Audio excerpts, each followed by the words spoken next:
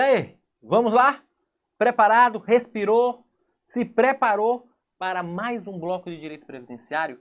Lembre-se, nós não estamos aqui brincando. Nós estamos aqui para realizar sonhos e realizar o seu sonho de conseguir a aprovação no concurso federal nível médio, ganhando aí mais de R$6.500. Eu falo nível médio, gente, mas esse curso aqui é para nível superior também. Você que vai fazer para nível superior, serviço social, o curso é completo. Porque não há diferença de nível de prova de nível médio para nível superior. E eu te falo, as provas de nível médio muitas vezes são mais difíceis do que a de nível superior. Porque a de nível superior tem a parte técnica, né? Tem a parte específica daquela área. Nível médio, meu amigo, é legislação previdenciária na porrada, porrada, porrada. Então, a preparação do curso aqui é geral, ok? Vamos lá para mais um bloco. E nesse bloco aqui, nós já falamos sobre contribuições do empregado e contribuições do contribuinte individual. Vamos lá falar agora desse tal de trabalhador avulso. Trabalhador avulso.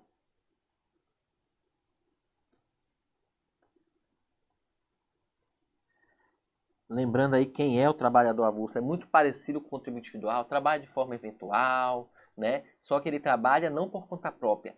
Ele trabalha com a intermediação do sindicato ou do órgão, né? O órgão gestor de mão de obra. O órgão gestor de mão de obra. Então vamos agora aqui identificar o trabalhador avulso. Gente, de novo, vamos fazer lá o nosso esqueminha com as 4 variáveis que a gente tem que analisar. Quem é o responsável? Prazo de recolhimento. Aqui, presunção. E por último, as alíquotas. Então aqui eu tenho responsável.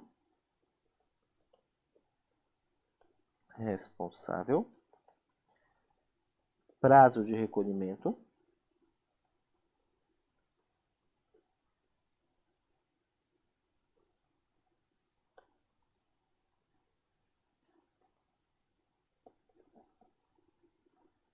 Presumido, né? E alíquotas. Como a gente já viu os outros, gente, esse aqui se torna muito mais simples e muito mais fácil para a gente estudar.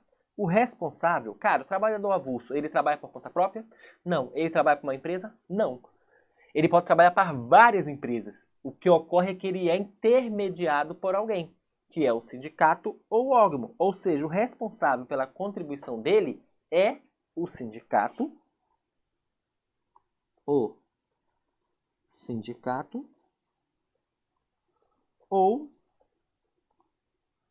o órgão gestor de mão de obra. Então, como ocorre, gente? Tem aqui uma empresa. Tem aqui uma casinha que é o sindicato ou o órgão. Aqui é a empresa. E aqui eu tenho o trabalhador avulso. Olha como funciona essa treta. A empresa precisa de alguém. A empresa chama o sindicato entra em contato com o trabalhador avulso e o trabalhador avulso vai exercer sua atividade na empresa. Tá vendo? O órgão aqui no meio fez a intermediação. E lembrando, tá? Ele não é obrigado a ser sindicalizado. Para ser trabalhador avulso, não é obrigado a ser sindicalizado. O sindicato vai ter que intermediar mesmo não sendo sindicalizado. Beleza, ele fez aqui a parte dele na empresa, ok. A empresa agora, vamos mudar de caneta para ficar mais fácil aqui, ó. A empresa agora faz o pagamento para o sindicato passa o pagamento para o avulso, mas esse pagamento aqui já vem com sinal de menos e INSS, ou seja, a contribuição para o INSS fica aqui. Porque depois, essa contribuição aqui, que é do INSS, vai para onde? vai para o INSS. O próprio sindicato que vai fazer isso aqui, indo caminhando direto para o INSS. Visualizou? Visualizando eu sei que fica bem melhor de compreender. Então é isso que vai ocorrer, beleza? Então o responsável é o sindicato ou órgão gestor de mão de obra. Agora, qual o prazo do recolhimento? O prazo do recolhimento até dia 20 do mês subsequente.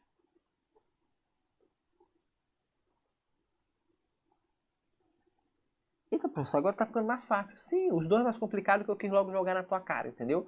Agora vai ficar mais tranquilo. Tá gravando? Tá. Presumido, ele é responsável?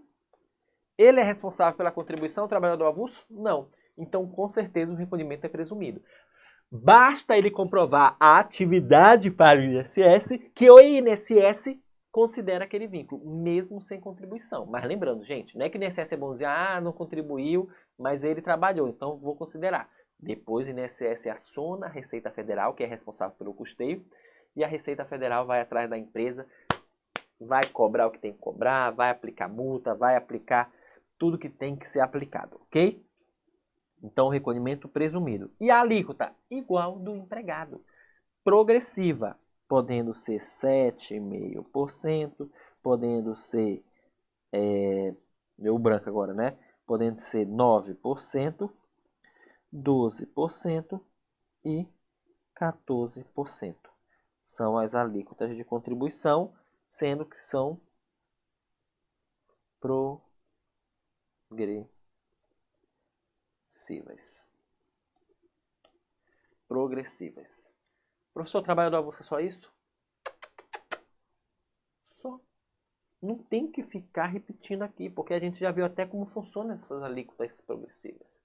7,5, 9, 12, 14, morreu, feliz da vida, vão com Deus, aprendeu. Ok? Vamos para outra aqui. Doméstico. O empregado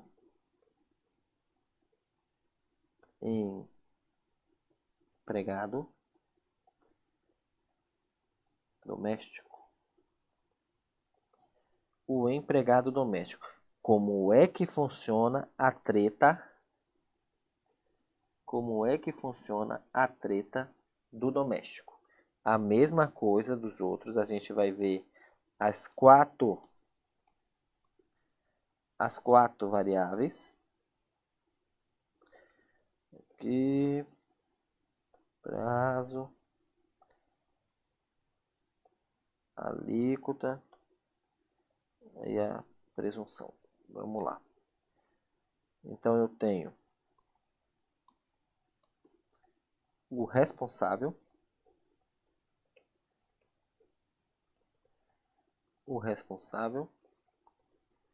o prazo de recolhimento,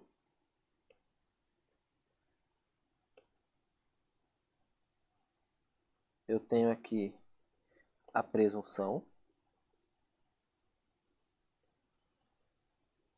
e, por último, alíquotas. As alíquotas. Também não tem segredo, super simples, fácil, do jeito que é o direito previdenciário, né? Então, o responsável é o empregador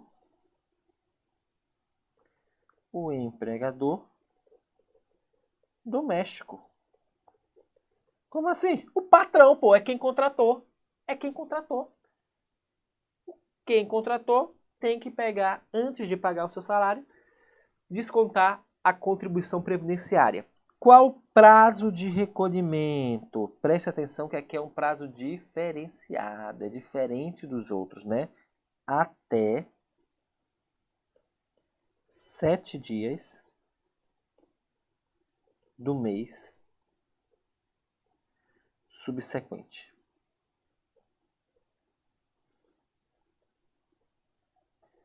Até 7 dias do mês subsequente. Então vamos lá, o empregado é até dia 20, contribuinte individual em regra dia 15, mas pode ser até dia 20 por MEI para o prestador de serviço cooperado, correto? Também existe a possibilidade do trabalhador avulso, que é até dia 20, foi isso que a gente viu até agora. O doméstico muda totalmente e ele vem e coloca 7 dias do mês subsequente, ou seja, se trabalhei em janeiro, até dia 7 de fevereiro, tem que fazer o recolhimento, tem que repassar o recolhimento e quem faz isso não é o empregado doméstico, é o empregado doméstico. Se a responsabilidade não é dele, o recolhimento é presumido? Sim. Não é minha responsabilidade, eu só tenho que comprovar que eu trabalhei por meio da carteira assinada, por meio de um contrato de trabalho. As alíquotas de contribuição, aí, meu amigo, é a mesma coisa do empregado e do avulso. 7,5%, 9%, 12%, 14%. 7,5, 9, 12, 14. 7,5, 9, 12, 14. 7,5, 9, 12, 14. Vamos aqui colocar na cachola para não esquecer. 7,9, 7,5, 9, 12, 14. São as alíquotas tanto do empregado, como do avulso, como do empregado doméstico. Sendo que essas alíquotas, né, não pode esquecer, são progressivas. Compreender a treta, meus amigos? Compreender a treta? Simples, fácil, bonito, barato. Tudo o que você quiser tá aí. Empregado doméstico morreu. Nós já vimos quantos aí, ó. Empregado, contribuinte individual, avulso doméstico. Falta facultativo e segurado especial. Eita, segurado especial é muito especial mesmo, né? Vamos lá pro próximo. Aqui, agora a gente vai falar a respeito do facultativo.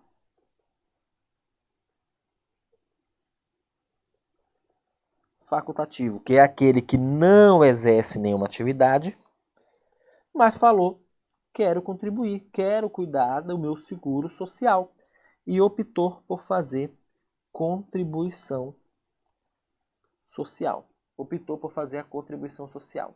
Então vamos de novo avaliar as 4, né, variáveis que a gente sempre analisa. Primeiro, a responsabilidade. Segundo, o prazo. Terceiro, a presunção. E quarto, a alíquota. Então, repetindo, responsável,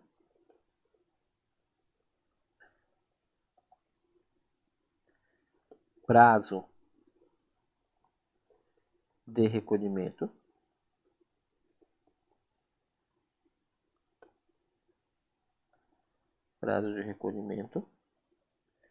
presunção,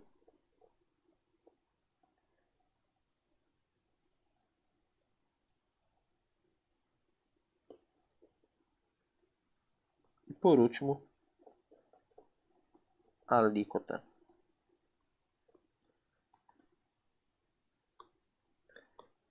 Responsabilidade, o facultativo optou por contribuir. Ele que decidiu contribuir. Então, meu amigo, se tu decidiu contribuir, você que vai ser responsável. Ele próprio é responsável pela sua contribuição. O prazo de recolhimento, gente, vai ser igual o do contribuinte individual, regra geral. Até 15 dias do mês subsequente. Até 15 dias do mês subsequente. Até o dia 15 do mês subsequente. Perfeito? É presumido? Se é ele próprio, então não. Ele tem que comprovar. E lembrando que a filiação do facultativo é a filiação onde só ocorre a partir da primeira contribuição. E lembra da seguinte, não é a primeira contribuição só não. Primeira contribuição paga em dia.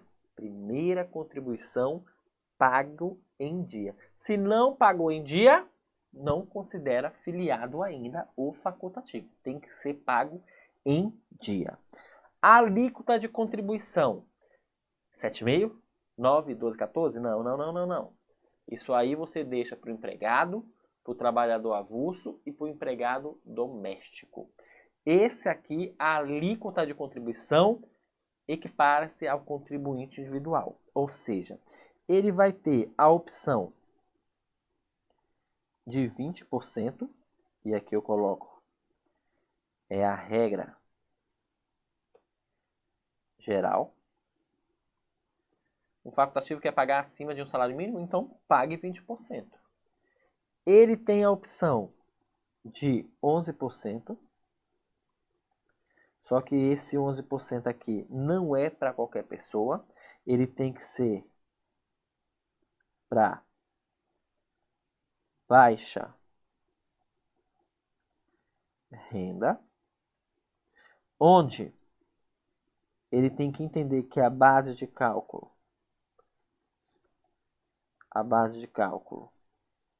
é de salário mínimo e o valor do benefício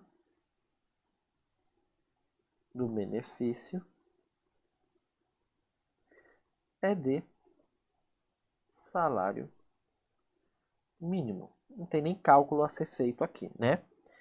Acabou não. Também existe a possibilidade de 5%. Ah, já sei, professor, é para microempreendedor. Microempreendedor é contribuinte individual, não é facultativo. Presta atenção, pô, não tá falando. 5% aqui, ó, é para quem faz atividade doméstica. Atividade doméstica. Trabalha em casa. Só que não basta eu fazer atividade doméstica. Eu tenho que ser considerado de família de baixa renda. O que é família de baixa renda? É quando tem renda familiar de até 2 salários mínimos. E por último, né, não pode ter renda própria, sem renda própria.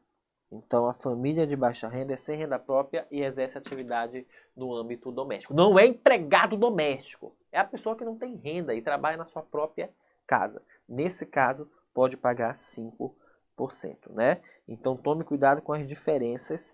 As alíquotas são iguais. Mas o critério de 5% é diferenciado para o facultativo. Então, facultativo é isso aí. Deixa eu dar uma bebida de água aí enquanto você fica meditando nessa tela. E vamos falar agora do nosso segurado especial. Segurado especial.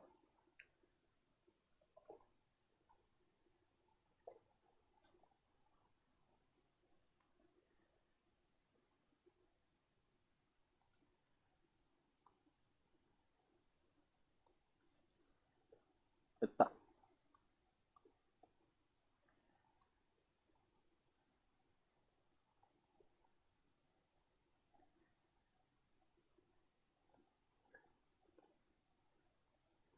Segurado especial.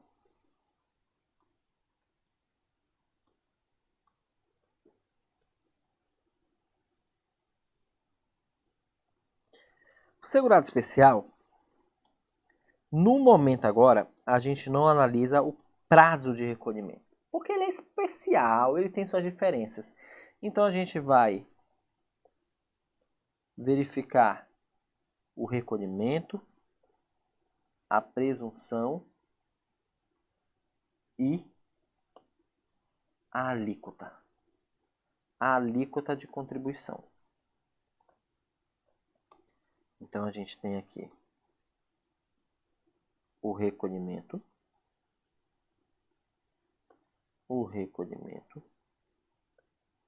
Nós temos aqui o prazo, quer dizer, a presunção, não tem prazo, né?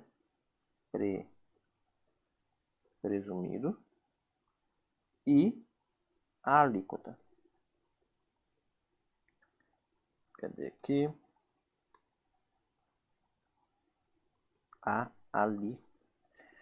Cadê caneta? A alíquota. Pronto. Presta atenção no que eu vou te dizer agora. O segurado especial, gente, é, em regra, o trabalhador rural, que trabalha em regime de economia familiar, em módulo de terra não superior a 4 módulos fiscais, contínuo ou descontínuo, que trabalha em regime de economia familiar ou individual. Todas essas características a gente viu quando estudou o segurado especial. Vimos lá que não pode ter empregados permanentes. Tudo isso são características. Agora presta atenção. Eu vou falar para vocês na prática como funciona o segurado especial. Eu vou desenhar aqui que fica melhor para vocês compreenderem. Ó, tá aqui o nosso chapeuzinho, a enxadinha aqui na mão, o nosso fulano, que é um segurado especial. O segurado especial, o vulgo trabalhador rural, lembrando que nem todo trabalhador rural é segurado especial, mas todo segurado especial é um trabalhador rural, né? O trabalhador rural, esse segurado especial, ele pode ser um trabalhador rural, que aí tem lá o produtor, o melheiro, o parceiro, o comodatário, o arrendatário, tudo isso nós vimos. Pode ser o pescador, pode ser aquele que trabalha com extrativismo. Você não sabe, mas o índio também é considerado segurado especial. O indígena, professor, você não falou disso. A gente vai falar mais para frente que o decreto 3048 ele explica isso certinho, né? Mas o índio também é segurado especial. Então aqui eu tenho pescador, eu tenho o extrativista, eu tenho o índio e assim por diante. O que eu tenho que entender é o seguinte: esse cara aqui, ele começa a trabalhar na sua terra e a produzir. E aí passa os anos, passa 1 ano, 2 anos, 3 anos, 4 anos, 5 anos, 6 anos, 7 anos, até ele conseguir os requisitos para uma aposentadoria. Quando ele for no INSS se aposentar, em nenhum momento aqui foi obrigado ele a realizar a contribuição. Por quê? A legislação, ela deixou ele livre de uma contribuição mensal obrigatória. Porque disse o seguinte, que o critério, isso a gente viu lá no artigo 95 da Constituição, que o critério de contribuição dele é diferenciado. É por meio da comercialização da produção. Então esse cara aqui planta lá a sua batata, e aqui eu tenho o saco da batata, esse saco aqui, ele vai buscar comercializar, ele vai buscar vender isso aqui. Quando ele vende, ele é obrigado a recolher. Então ele pode vender para uma pessoa física ou para uma pessoa jurídica. Se vender para uma pessoa jurídica, a pessoa jurídica que vai realizar a contribuição. Se vender para uma pessoa física, é ele que tem que realizar a contribuição, que é de 1,2,5% em regra, tá? 1,2%, né? 2,5%, né? 1,2%. A contribuição sobre a comercialização. Agora existe, gente, aquele pessoal que é trabalhador rural, pescador, extrativista e índio, que tudo que ele comercializa é só para manter ele e a família. Ou seja, ele não comercializa. Tudo que ele produz é para a família. Ele tem direito também. Professor, se ele só produz para ele e para a família e nunca comercializou, ele nunca teve contribuição. E aí, ele vai ter direito aos benefícios da Previdência? Sim. Por isso que ele é especial.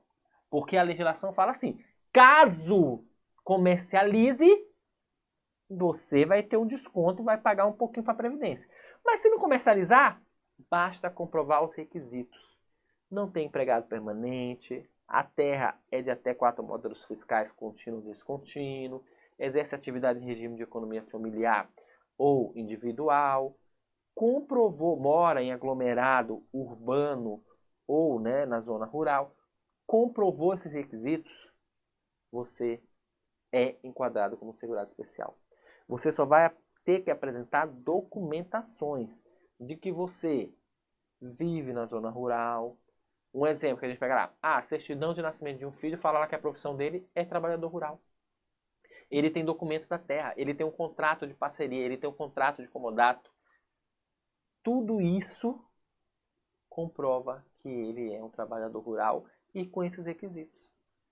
Sendo assim, comprovou, sem nunca ter realizado uma contribuição oficialmente por meio da comercialização, ele vai ter direito ao benefício, só que benefício de salário mínimo. Mas tem direito ao auxílio-doença, salário de maternidade, aposentadoria, todos os benefícios da Previdência. E a gente até verificou que ele tem a idade reduzida, né? Ele tem a idade reduzida em 5 anos. Então, tudo isso, pô, fantástico, meu. Ele tem direito. Ai, Bruno, mas por quê? Devido toda a situação que é o trabalhador rural. O trabalhador rural passou muito tempo a ser esquecido pela Previdência. Só em meados de 1970 que começaram a olhar, ei, aquele cara que trabalha na roça também é um trabalhador, pô. Ele é um trabalhador rural. Ele também tem que ser amparado pela Previdência. Então, devido todo esse esquecimento durante um bom tempo do trabalhador rural, ele se criou nessa categoria de segurado especial. Ele comprovando por meio de documentação, ele tem direito a benefício. E aí muita gente usa isso de má fé para tentar fraudar a Previdência, para falar que é trabalhador rural porque nunca contribuiu e tenta ganhar o benefício. Mas o INSS é bem criterioso em análise de documento. Você tem que comprovar documentos de início e pelo menos um meio e um fim da sua atividade rural. Para uma aposentadoria onde vai ser considerado 20 anos, você vai ter que comprovar que durante 20 anos você exerceu essa atividade rural. E é assim que funciona esse trabalhador rural. Por que eu contei toda essa historinha? Para você entender melhor o que a gente vai falar aqui. Porque o que eu vou falar aqui é regra geral. Existem exceções que a gente vai depois ver com mais detalhes. Mas a regra geral do segurado especial que você tem que levar para a prova é esse entendimento. E essa parte aqui de arrecadação, devido a ser uma treta às vezes muito grande, não é tão cobrado em prova. O que é cobrado são as características. Quando é que se descaracteriza o segurado especial? É quando ele recebe outra fonte de rendimento, exceto se essa fonte de rendimento vier de vínculo urbano até 120 dias, né? De produtos artesanais com a fabricação própria, de benefícios, né? E aí ele cita lá quais são os benefícios que ele pode receber, mas esses benefícios têm que ser na categoria de segurado especial ou de até um salário mínimo. Então, tudo isso é que você tem que ter mesmo convicção do segurado especial. Essa parte aqui não é tão cobrada, mas a gente tem que também ficar atento, porque se cair, os outros vão estar despreparados e você vai estar preparado e lembrando do que aconteceu, ok? Vou apagar essa parte aqui para a gente fazer aqui o preenchimento do nosso quadro.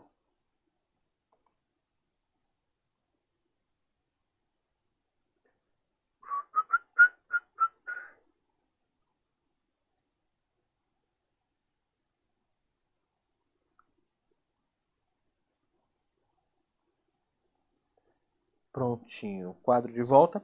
Aí a gente vai preenchendo aqui, ó. Primeiro ponto, o recolhimento. 1,2% quando... Opa, errei aqui, né? Aqui é quem é responsável pelo recolhimento.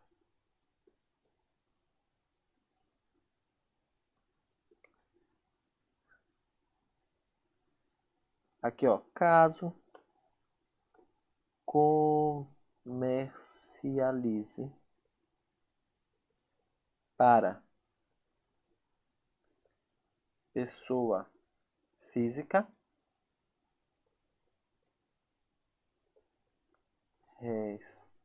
responsabilidade do segurado especial, ou seja, dele próprio. Caso comercialize para pessoa jurídica, responsabilidade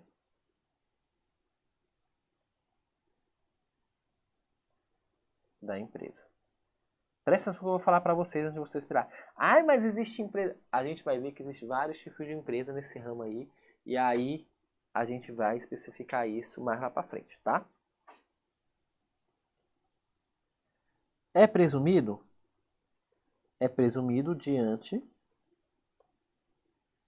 da comprovação da atividade rural,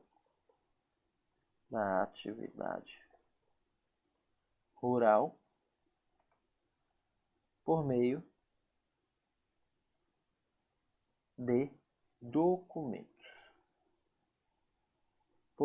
documentos. E a alíquota de contribuição é 1,2% quando na comercialização da produção.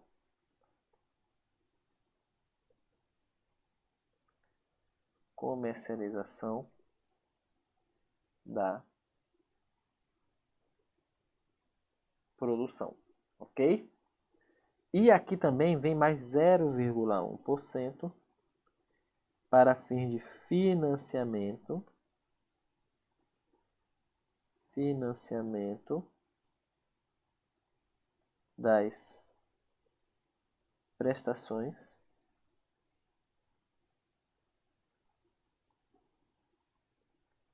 por acidente de trabalho. Professor, que diacho é isso?